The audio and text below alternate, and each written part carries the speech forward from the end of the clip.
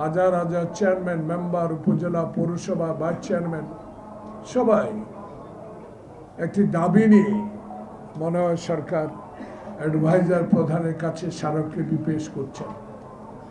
দাবিটা ছোট্ট না, অনেক বড়।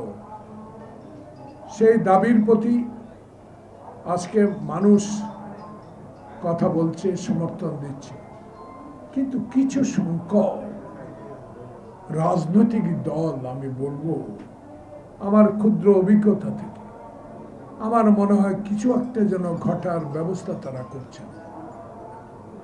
জাতীয়তাবাদী শক্তিকে তারা নিচ্ছিন্ন করে দেওয়ার একটা পায় তারা মনে হয় শুরু করেছে।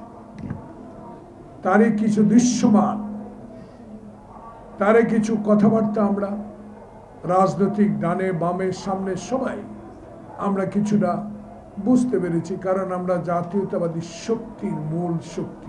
ডক্টর ইউনূস, আপনি পৃথিবীর সবচেয়ে সম্মানযোগ্য ব্যক্তি, আমাদের সম্মান আপনি পৃথিবীর দরবারে উঠিয়ে দিয়েছেন।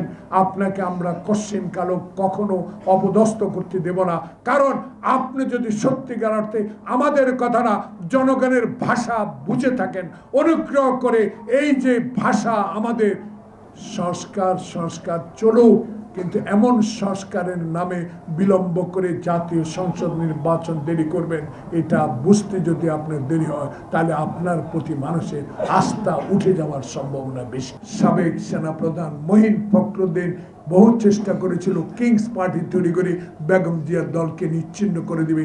তারেক রহমানকে জীবন বাংলাদেশে আর আসতে দেবে না।